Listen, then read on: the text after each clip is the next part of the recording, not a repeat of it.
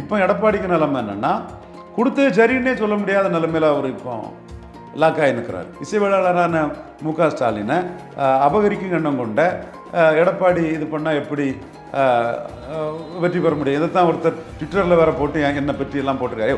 உண்மையை நான் பேசுகிறேன். அப்போ செங்கோட்டையன் போன்ற ஒரு பொதுத்தளத்துக்குள்ளே ஒருத்தரை சொல்லி ஒரு அரேஞ்ச்மெண்ட் வச்சாதான் திமுகவுக்கு எதிராக இவங்க ஒரு ஃபைட் கொடுக்கக்கூடிய ஒரு தன்மைக்குள்ளே இவங்க போக முடியும்.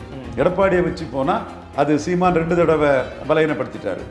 3வது முறையும் சீமான் பலகீனப்படுத்துறதுக்கு வாய்ப்பு இருக்குது. அண்ணாமலை பலகீனப்படுத்துவார். தலைவர்கள் சீமானை விஜய் ஆதரிச்சிட்டாருன்னா கோட்டுப்பட ப்ரமோஷனுக்காக மைக் படத்தை போட்டு இன்டைரக்ட் ஆதரவு கொடுத்தாருல, அதை அவர் 26 வெளிப்படையாக வந்தால் எடப்பாடியை ரொம்ப பாதிச்சுக்கிற நிலைமை தான் இருக்குது. இந்த பல சூழ்நிலைக்கு இடையில் எடப்பாடி தொடர் தோல்வியில் இருக்கிறாரு. மக்களவையிலையும் தோக்க தான் போகிறாரு. அன்புமணியும் அண்ணாமலை கூட இணைஞ்சு செயல்படுவார். அதுவும் எனக்கு எடப்பாடி கூட அன்புமணி போக மாட்டார் நான் உறுதியாக நம்புகிறேன். ஏன்னா அதில் பிரயோஜனம் இல்லைன்னு தான் நினைப்பார். 24 ரிசல்ட்டை பார்த்த பிறகு தான் நான் சொல்ல முடியும். சேனல் 5 தமிழ் நேயர்களுக்கு வணக்கம். இன்று நேர்காணலில் நம்மோடு இணைந்திருப்பவர் அரசியல் ஆய்வாளர் திரு ரவீந்திரன் துரைசாமி அவர்கள். சார் வணக்கம் சார். வணக்கம் தம்பி. சார், இப்போ நாடு முழுவதும் 4 கட்ட தேர்தல்கள் முடிவடைஞ்சிருக்கு. இந்த 4 கட்ட தேர்தல் முடிவு அந்த தேர்தலில் முடிஞ்சிருக்குல்ல, இதில் பார்த்தீங்கன்னா யாருக்கு வெற்றி வாய்ப்பு சாதகமாக இருக்குன்னு நினைக்கிறீங்க? இதிலே மெஜாரிட்டி வந்துட்டுன்னு அமித்ஷா சொல்கிறாரு. நிச்சயமாக எல்லா கட்ட தேர்தலும் முடிஞ்ச பிறகு பாஜக 3வது முறை மோடி பிரதமராக வருவார்.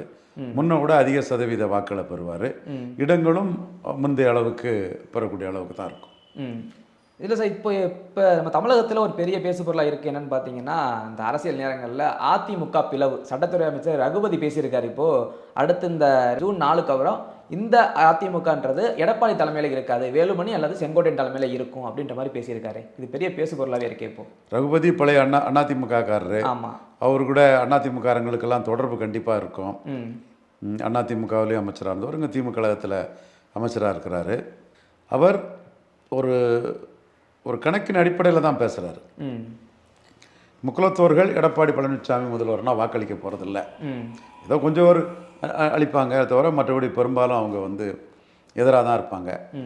ஏன்னா சசிகலா அம்மையார் விவகாரம், தினகரன் விவகாரம், பன்னீர்செல்வம் விவகாரம், சகோதரர் ரங்கராஜ் பாண்டே சொன்ன மாதிரி அடித்ததெல்லாம் டான்களுங்கிற மாதிரி ஒருத்தர் சட்டமன்ற அதிமுக கட்சி தலைவராக வந்தவர், பொறுப்பு பொதுச் செயலாளராகவே நின்றவர்.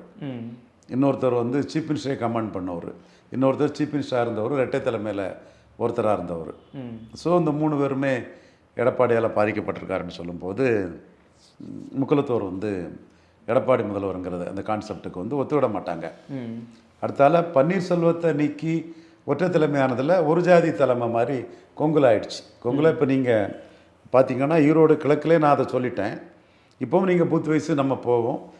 தேர்தல் முடிஞ்சதும் அருந்ததியர்கள் பூத்துகளில் எப்படி வாக்குப்பதிவு இருந்தது, செங்குந்தர் பூத்துகளில் எப்படி வாக்குப்பதிவு இருந்தது, நாயுடு பூத்துகளில் எப்படி இருந்ததுன்னு நம்ம அதை பார்ப்போம். கொங்கு வேளாளர் பூத்தில் எப்படி இருந்துன்னு பார்ப்போம். கொங்கு வேளாளர்கள் போடுறாங்க, தப்பு இல்லை. எனக்கு எதிராக பின்னோட்டம் கூட கொங்கு வேளாளர்களும் தெரியல, அந்த சோதரர்கள் எனக்கு எதிராக போட மாட்டாங்க. அது ஏதோ போலி, அவங்கள மாதிரி ஏதோ போடுறாங்க.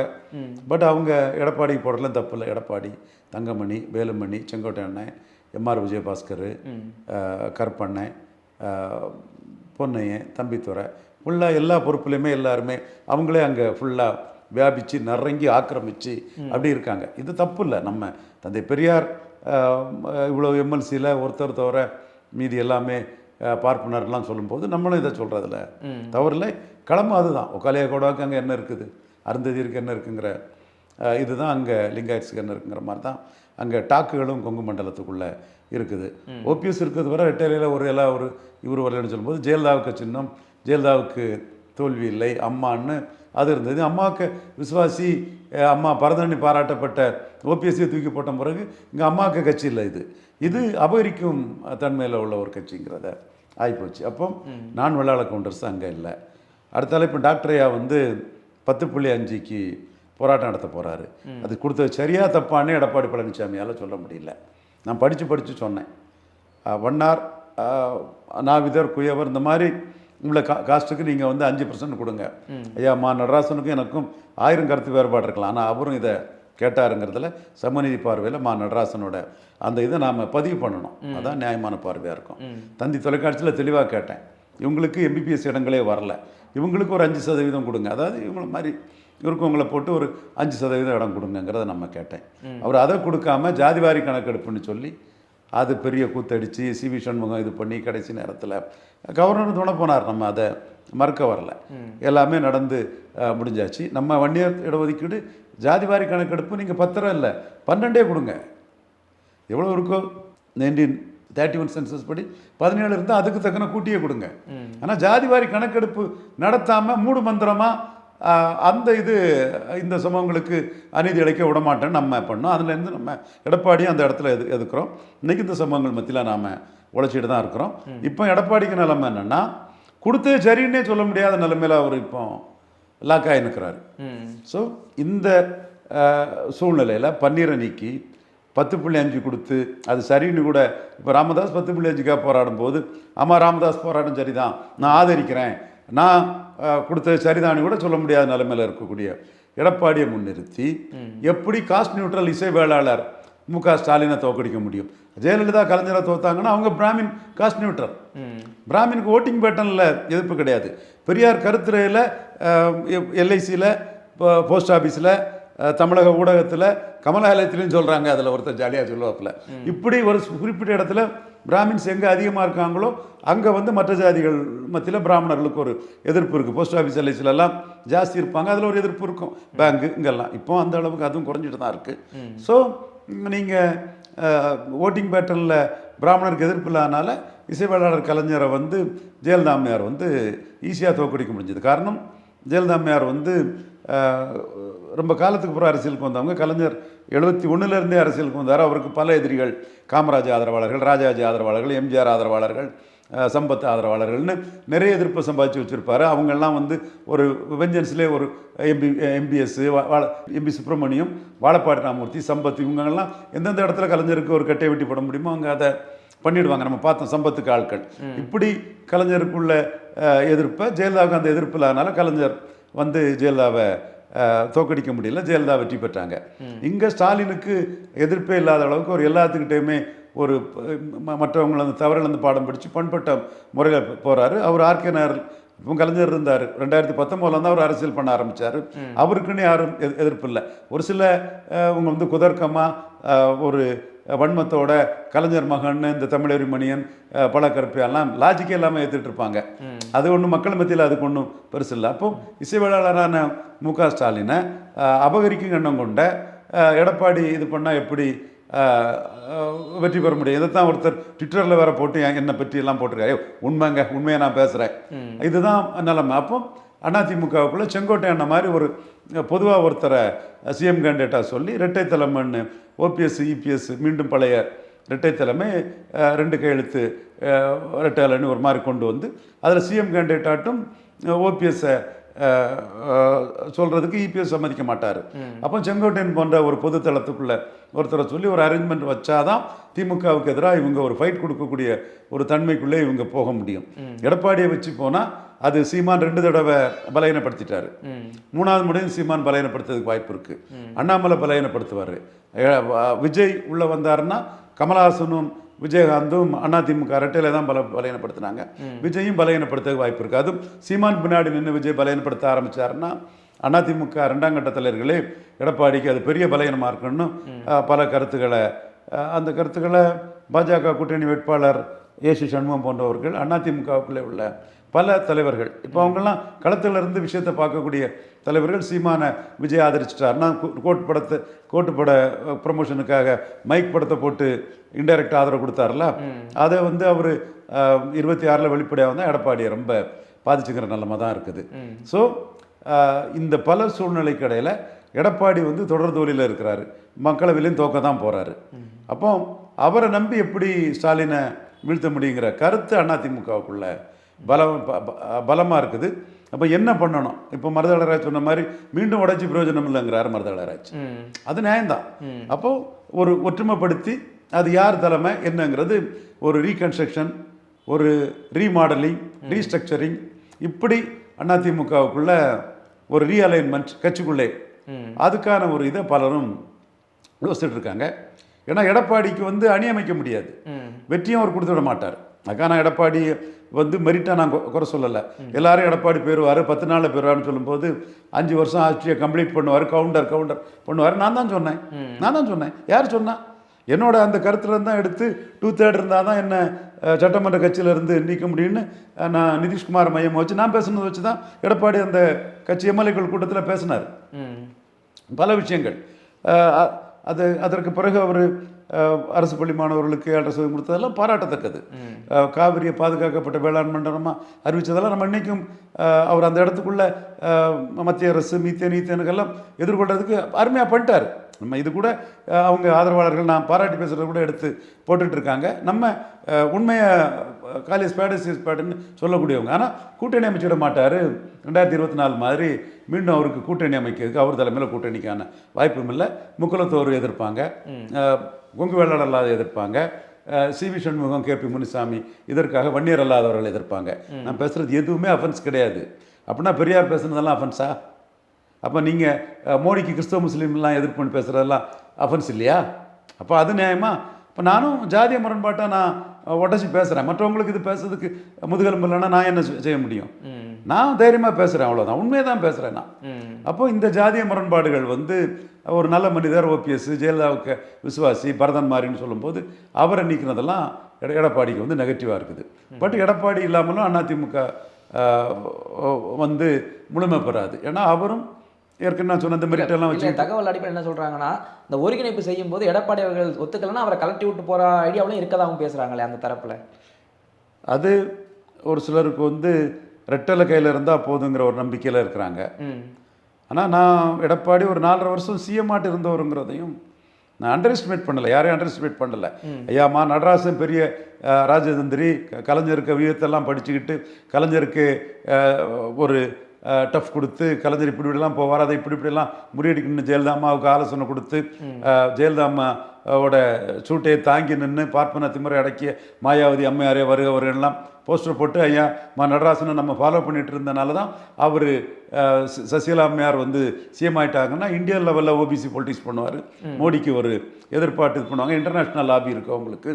இந்தியன் லெவலில் கன்சிராமையும் முலாயம் சிங் யாதவையும் சேர்த்து வச்சு பாஜகவை தோக்கடிச்சு காட்டினவர். அதுதானே மோடிக்கும் கோபம். நம்ம கட்சியை யூபியில் தோக்கடிச்சு காட்டினா அதனால் மோடி அமித்ஷாக்கெல்லாம் நடராஜன் சசிகலா அவங்க மேலே கோபம். ஏன்னா அவங்க பெரிய ஆளுங்க. அப்போ அவங்க பெரியவங்கன்னு சொல்லி தான் மோடி அமித்ஷா நட்டாக்கிட்ட ரெப்ரசன்ட் பண்ணி நேரில் அருண்ஜேட்லி, ஜவடேக்கர், சுரேஷ் பிரபு இவங்களெல்லாம் பார்த்து ஒரு பெரிய டீமாக போய் ஒரு 7-8 தடவை டெல்லிக்கு படையெடுத்து சசிகலாவை அலோவ் பண்ணால் BJP will be left in lurch, பிஜேபிக்கு எதுவுமே இருக்காது, அவங்க காங்கிரஸ் கூட காப்னாப் பண்ணி போயிடுவாப்பில், காங்கிரஸுக்கு திமுக அலைன்ஸ் இருக்கும், அதிமுக அலைன்ஸ் ஆப்ஷனும் இருக்கும், பாஜக தெருவில் தான் இருக்கணும்லாம் சொல்லி ஆன்டி பிஜேபி ஐயா எம் நடராசன், அதனால் வி மஸ்ட் க்ரஷ் ஹிஸ் ஒய்ஃபுங்கிற மாதிரி, அதாவது அவங்கள அந்த சீஃப் மினிஸ்டர் போஸ்ட்டில் வர முடியாதுன்னு சொல்லி கன்வின்ஸ் ஆனால தான் நம்மளும் வந்து ஆணித்தரமாக கவர்னர் வரமாட்டார், ஆகஸ்ட் 15 விடுதலை இல்லை, பிஜேபியின் மூலியான சில சசிகலா அம்மையார் வரமாட்டார், டெல்லிக்குள்ளே லாபி பண்ணி நம்ம அதை செய்தோம்னா நடராஜன் ஐயா பெரியவருங்கிற ஒரு இதுதான் நம்ம கணக்கு. ஐயா பெரியவர், அவரை விட்டால் மோடிக்கு எதிராக இந்தியாவில் பொலிட்டிக்ஸ் பண்ணுவார். அந்த அளவுக்கு நெட்வொர்க்கு, பலம், இஸ்லாமிய மக்கள் ஆதரவு, ஈழத்தமிழர்கள் ஆதரவு, இன்டர்நேஷ்னல் லெவலில் அவங்களுக்குள்ள இது ஆளுமை, அறிவு, ஆற்றல், அதெல்லாம் நம்ம அக்செப்ட் பண்ணனால தான் நம்ம மோடிக்காக நம்ம அந்த இதை ரெப்ரசன்ட் பண்ணணும். அதே மாதிரி இன்றைக்கி எடப்பாடி பழனிசாமியும் பெரிய லாபி வந்துட்டு, பணம் இருக்குது, ஜுடிஷியல்லி அவருக்கு சப்போர்ட் பண்ணதுக்கு அறிவின் மிக்க வழக்கறிஞர்கள் நிறைய பேர் இருக்கிறாங்க, சதாசிவம் போன்றவங்கள்லாம் அவருக்கு ஆதரவாக இருக்கிறதாட்ட தகவல்கள் வருது. தென் கம்யூனிட்டி பலம் இருக்குது. அப்போ அவரையும் டக்குன்னு தூக்கி போட்டுற முடியாது இல்லையா? நம்ம அவரை ஜஸ்ட் லைக் தட் இருப்பு சக்தி இல்லை, சமநீ சூறையாடுறாரு, அது நம்ம வெளிப்படையாகவே சொல்கிறோம். ஏன்னா அவர் பேசினா கூட்டம் கலையணும், கலைஞ்சுது. 26 அவரால் அணி அமைக்க முடியாதுங்கிறோம், அதுவும் அமைக்க முடியாது, 24 அமைக்க முடியாத மாதிரி. பட் அவருக்குன்னு ஒரு பேக்கிங் இருக்குது, ஃபாலோவிங் இருக்குது, அவருக்குன்னு ஆதரவு வளையம் இருக்குது, 4.5 வருஷம் ஆட்சியில் இருந்திருக்கிறாரு. ஸோ அவரும் இல்லாமல் வந்து முக ஸ்டாலினை தோக்கடிக்கிறதும் ஒரு சாத்தியக்கூறுள்ள விஷயம் இல்லை. பட் அவரை முன்னிறுத்தியும் தோக்கடிக்க முடியாது. இதுதான் பிரச்சனை. நான் என்ன பார்க்குறேன்னா 1-to-1 தான் ஸ்டாலினை தோக்கடிக்க முடியும் என் கருத்து. ஸ்டாலின் ரொம்ப உயர் இடத்துல இருக்கார், கலைஞரெல்லாம் ரீச் பண்ண முடியாத அரசியல் வெற்றி இடத்துல இருக்கார், தொடர் வெற்றியில் இருக்கிறாரு. 3வது முறை ஜெயிக்கிறாருன்னா தொடர் வெற்றியில் இருக்கிறாரு, 3வது முறை அலைன்ஸை இன்டாக்டாக வச்சுக்கிட்டு இருக்கிறாரு. அதெல்லாம் நம்ம ஸ்டாலின் இவ்வளவுக்குள்ள பவர்ஃபுல்லாக இருக்காருன்னு பார்த்து தான் அவரை நம்ம எதிர்கொள்ள முடியும். நீங்கள் சும்மா எடுத்தவங்க விடுத்தமா கடந்த காலத்தின் கைதியாக இருந்துக்கிட்டு கருணாநிதி ஜெயலலிதா பண்ண கருணாநிதி, திமுக பண்ண திமுகன்னு நீங்கள் கும்பகர்ணம் மாதிரி தூங்கிக்கிட்டு இன்னைக்கு என்ன நடக்குன்னு குய்வைவாக பார்க்காம பேசிகிட்டு இருக்கிறதுல அர்த்தமே இல்லை. ஸ்டாலின் பொசிஷன் ரொம்ப உயர்ந்து போயிடுச்சு. ஸ்டாலின் எடப்பாடி இணையான தலைவரே கிடையாது. கலைஞர் ஜெயலலிதா ஈக்குவல் தான், எம்ஜிஆர் கலைஞர் ஈக்குவல் தான். இப்போ எம்ஜிஆர் 3 தடவை அசம்பிளியில் ஜெயித்துட்டாரும் கூட கலைஞர் மக்களவையில் தோக்கடிச்சிருக்காரு, உள்ளாட்சி தேர்தல் தோக்கடிக்காரு. கலைஞருக்கு பயந்து உள்ளாட்சி தேர்தலே எம்ஜிஆர் வைக்கல, அது உண்மை தானே. அடுத்தால அண்ணா நகர், மயிலாடுதுறை, உப்பிலியாபுரம், தஞ்சாவூர் நடக்கும்போது 2 தொகுதியில் வெற்றி பெற்று காட்டினார். மக்கள் தலைவர் எம்ஜிஆர் அதிகாரத்தில் இருந்தே ஒரு தொகுதியில் மட்டும்தான் வெற்றி பெற்றார். இவர் 2 தொகுதியில் கலைஞர் வெற்றி பெற்று காட்டினார். ஸோ காங்கிரஸ் கூட்டணியில் சரண்டர் ஆகி கலைஞரை மக்கள் தலைவர் எம்ஜிஆர் தோக்கடிச்சாருன்னா கலைஞர் மக்கள் தலைவரும் ஈக்குவலான தலைவர்கள் தான். அடுத்தபடியாக புரட்சி தலைவியும் முத்தமிழறிஞரும் ஈக்குவலான தலைவர் தான். மு.க. ஸ்டாலினுக்கு இணையான தலைவரே கிடையாது எடப்பாடி பழனிசாமி, கம்பேரிட்டிவே இல்லை. இதுதான் சவுக்கு சங்கர் போன்றவங்களுக்கும் நமக்கும் உள்ள கருத்து வேறுபாடு. அதில் அரசியல் சூழ்நிலையில் சீமான் பலையனப்படுத்துகிறாரு, அண்ணாமலை பலையனப்படுத்துகிறாரு. இதெல்லாம் நம்ம தெளிவாக கண்ணெதிர பார்த்துட்டு இருக்கக்கூடிய விஷயமாக தான் இருக்குது. ஸோ எடப்பாடி பழனிசாமி கலைஞர் புரட்சி தலைவி, கலைஞர் புரட்சி தலைவர் மாதிரி ஒருத்தருக்கு ஒருத்தர் ஸ்டாலின் கூட ஒப்பிடும்போது இணையான தலைவர் இல்லை. அதே வேளையில் ஸ்டாலினுக்கு அடுத்தபடியாக இன்னைக்கு களத்துக்குள்ள 2வது பெரிய தலைவராக இருக்கிறதும் அவர் தான். இதுவும் நம்ம உண்மையை மறைச்சு பேசினா அது நிற்காது. பட் அவரை வச்சு ஸ்டாலினை தோக்கடிக்க முடியாது. இப்படி ஒரு இடியாப்ப சிக்கலுக்குள்ள அதிமுக இன்னைக்கு திரண்டிட்டு நிற்குது. காரணம் எடப்பாடி பழனிசாமியின் அபகரிக்கும் முயற்சியும் சார்ந்து நின்று பழக்கப்பட்ட பன்னீர்செல்வத்தெல்லாம் நீக்கிக்கிட்டு பண்ணதும் அநீதின்னு முக்குலத்தோர் மட்டுமில்லை, சாதாரண நியாய உணர்வு உள்ள மக்களே அது அநீதிங்க, அவரை போட்டு நீக்கினதை அநீதிங்கிறத உணர்வு பண்ணுறாங்க. அது எடப்பாடிக்கு இமேஜை ரொம்ப அடிச்சிருக்கு. சார், இப்போ அதிமுகவுடைய அந்த பின்னடைவை தெரிஞ்சுதான் வேலுமணி அவர்கள் போயிட்டு டெல்லியில் பாஜக சந்திச்சுட்டு வந்திருப்பாங்களா? அதனால பாஜக பக்கம் மீண்டும் போவதற்கு வாய்ப்பு இருக்கா அதிமுக? வேலுமணி இவர் செந்தில் பாலாஜிக்கு அடுத்தபடியே ஒரு பெரிய ஆர்கனைசர், அதை நிரூபித்தவர் தான். ஆனால் அவர் ஒரு பெரிய ஆர்கனைசராக இருக்கிறவர் சாதக பாதங்களை அளந்து பார்க்குறதுல அவங்க கெப்பாசிட்டியாக இருப்பாங்க. மற்றவங்களோட இந்த ஆர்கனைசிங் கெப்பாசிட்டி உள்ளவங்க லீடர்ஷிப் என்ன, ஓட்டு என்ன, எப்படி வந்தால் கரெக்டாக இருக்குங்கிறதுல ரொம்ப அளந்து பார்க்கக்கூடியவங்க. அதனால தான் வேலுமணியை பற்றி நான் சொன்ன கணிப்புகள் எதுவுமே தப்பல்ல. அவர் ஒரு மாதிரி டீமா நின்று தான் ஃபைட் பண்ண பார்ப்பாரே தவிர உடச்சிக்கிட்டு போய் உனக்கும் இல்லை எனக்கும் இல்லைன்னு குரங்கு கையில் பூமாலை மாதிரி அதை அத்து போட மாட்டாருன்னு நான் நினைக்கிறேன். ஏன்னா ஆர்கனைசிங் கெப்பாசிட்டி உள்ள தலைவர்களோட அந்த கேரக்டர் அப்படி தான் இருக்குங்கிற ஒரு எண்ண ஓட்டத்தில் நான் வேலுமணியை பற்றி வரக்கூடிய செய்திகள் அவர் கட்சி லெவலில் அதை சபடேஜ் பண்ணுற மாதிரி போக மாட்டாருன்னு தான் நினைக்கிறேன். பட் ஒரு ஆர்கனைசராட்டு கட்சி ஜெயிக்கணும்னா சில மாற்றங்கள் இருந்தால் தான் சரியாக இருக்குங்கிற அந்த கருத்தை சொல்லுவார். எடப்பாடி தான் என் தலைவர், ஒரு சுட்டிக்காட்டி இடத்தில் பாய்வேன்னு பேச மாட்டார். பட் எடப்பாடி கருத்து எல்லார் கருத்தையும் உள்வாங்கி ஒரு சேஞ்சஸ் இருந்தால் தான் ஸ்டாலின் எதிர்கொள்ள முடியுங்கிற அந்த கருத்தை முன்வைக்கலாம். தன்னை முன்னிறுத்தி கட்சியை உடைச்சிட்டு போகிறதுல என்ன லாபம்னு தான் அவர் யோசிப்பார். நான் தெளிவாக லாப நஷ்ட கணக்கு அரசியல்வாதியை பார்ப்பாங்க. இவ்வளோ modern politics, accumulating power, amassing wealth தான் மாடர்ன் பொலிட்டிக்ஸ்னு ஆன பிறகு ஒவ்வொருத்தரும் ஒவ்வொரு மூவில் தங்களுக்கு என்ன லாபங்கிறத தெளிவாக பார்ப்பாங்க. அப்போ யார் உனக்கும் இல்லாமல் எனக்கும் இல்லாமல் உடைச்சிட்டு போகிறத விரும்ப மாட்டாங்க. பொதுவாக அந்த கம்யூனிட்டி பீப்புளே ரொம்ப ஸ்ரூடாக கேர்ஃபுல்லாக ரொம்ப அக்ரெசிவாக பொலிட்டிக்ஸ் பண்ணாமல் மென்மையாக பொலிட்டிக்ஸ் பண்ணி கிடைச்சதை விடாமல் பொலிட்டிக்ஸ் பண்ணக்கூடிய ஒரு தன்மை. நான் குறை சொல்லலைங்க ஒரு கம்யூனிட்டியான எந்த கம்யூனிட்டியும் நான் குறை சொல்ல மாட்டேன். என்ன நீ என்னோட எந்த வீடியோ எடுங்க அந்த கம்யூனிட்டியும் குறை சொல்லியிருக்க மாட்டேன். சிவி சண்முகத்தை மறிச்சிருப்பேன், எடப்பாடி பழனிசாமியை மறிச்சிருப்பேன். கம்யூனிட்டியை நான் குறை சொல்ல வழக்கம் கிடையாது. ஸோ அவர் டிஸ்ட்ரக்டிவாக ஒரு பொலிட்டிக்ஸை அவர் பண்ணுவாருன்னு நான் கருதலை. மற்றவங்க அதை அப்படி தான் பேசுவாங்க, அது அவங்க ஸ்டைல். நான் டிஸ்ட்ரக்டிவாக வேலுமணி போவார்னு நான் நினைக்கல. சார், இப்போ அரசியல் அப்படின்னாலே ஜாதி தான் ஒரு பெரிய பிம்பமாக இருக்கும். அப்படி இருக்கும்போது 2026 பாஜக தலைவர் அண்ணாமலை எதிர்கொள்ளும் போது அவருக்கு பின்னாடி ஜாதியில் ஒரு பெரிய பின்பலம் கொண்டவங்க யார் பின்னாடி நிற்க வாய்ப்பு இருக்குது? 24 ரிசல்ட் இப்போ தான் சொல்ல முடியும் தம்பி. அதில் அண்ணாமலை கொங்கு வேளாளர்களே எடப்பாடியை பலையினப்படுத்துவாருங்கிற கருத்தை அங்கே உள்ள டெய்லி பத்திரிகை நிருபர்கள் நமக்கு சொல்கிறாங்க. இளைஞர்கள் மத்தியிலையும் இளம்பெண்கள் மத்தியிலையும் எடப்பாடியோட அண்ணாமலைக்கு இமேஜ் நல்லா இருக்குது, ஒரு ஹீரோயிஷம் இமேஜ் இருக்குது. அங்குள்ள தொட்டிய நாயக்கர்கள் மத்தியிலெல்லாம் அண்ணாமலைக்கு ஒரு நல்ல ஜாதி கடந்த ஒரு பேர் இருக்குது. எடப்பாடியே ஜாதியாக பார்க்குறாங்க, அண்ணாமலையே மோடிக்கு ஆளுன்னு ஜாதி கடந்து பார்க்குறாங்கலாம் தகவல் வருது. அந்த ரிசல்ட் எப்படி இருக்குது அதை பார்த்து தான் சொல்ல முடியும். அதே மாதிரி சீமான் தனித்து தான் போட்டி விடுவார், அதில் எனக்கு மாறுபட்ட கருத்து இல்லை.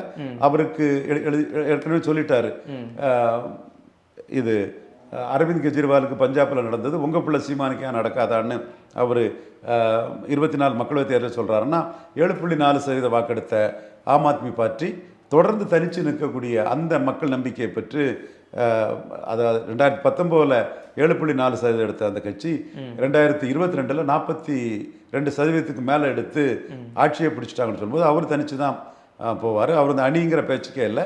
அண்ணாமலை அணி அமைக்கிறதுக்கு வாய்ப்பு உண்டு. அது எந்த பகுதியில் எப்படி யார் யாருக்கு வாக்கு வந்திருக்குங்கிறத பார்த்து தான் அதை முடிவு பண்ணுவாங்க. பட் அன்புமணியும் அண்ணாமலை கூட இணைஞ்சு செயல்படுவார். அது எனக்கு எடப்பாடி கூட அன்புமணி போக மாட்டார், நான் உறுதியாக நம்புகிறேன்.